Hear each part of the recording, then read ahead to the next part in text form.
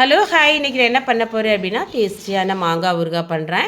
அதுக்கு மீடியமான 2 மாங்காய் வந்து நான் கட் பண்ணி வச்சுட்டேன். அதுக்கப்புறம் வறுத்த வெந்தய பொடி நுணுக்கி வச்சுட்டேன்.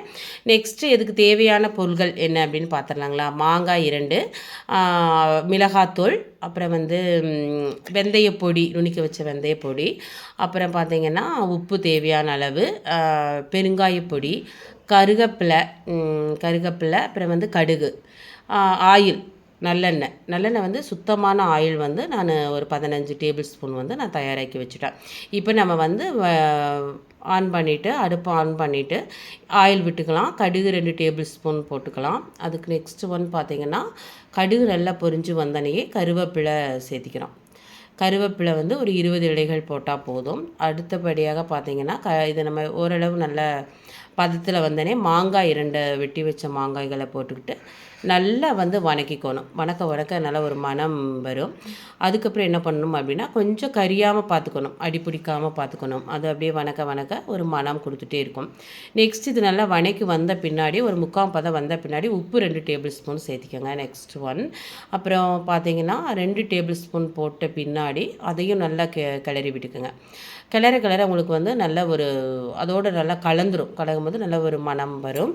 அடுத்தபடியாக பார்த்திங்கன்னா நீங்கள் பெருங்காயத்தூள் வந்து 1.5 டீஸ்பூன் போட்டுக்கோங்க.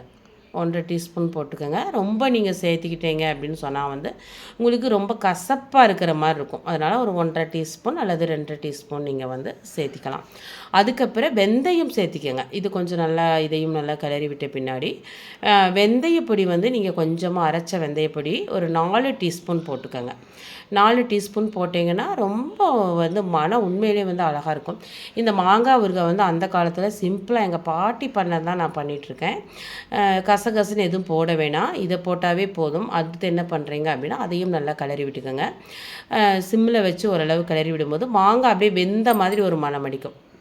அந்த 3/4 பதத்துக்கு வந்தபடியே மிளகாய்த்தூள் வந்து 3 டேபிள் ஸ்பூன் போட்டுக்கோங்க. நான் எனக்கு காரம் கம்மியாக இருக்குன்றதுக்காக 3 டேபிள் ஸ்பூன் நான் போடுறேன்.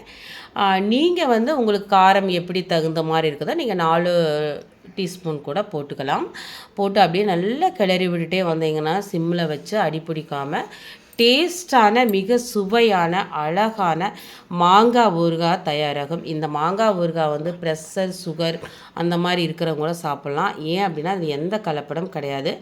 எல்லாமே நான் சொந்தமாக தயாரித்தது தான். மிளகாத்தூள், பெருங்காயத்தூள் இது எல்லாமே ரொம்ப அழகாக இருக்கும். அப்படியே பவுலில் வந்து நம்ம மாற்றிக்கலாம், டேஸ்ட்டாக வச்சுக்கலாம். சுவையான ருசியான மாங்காய் ஊறுகாய் தயாராகிருச்சு.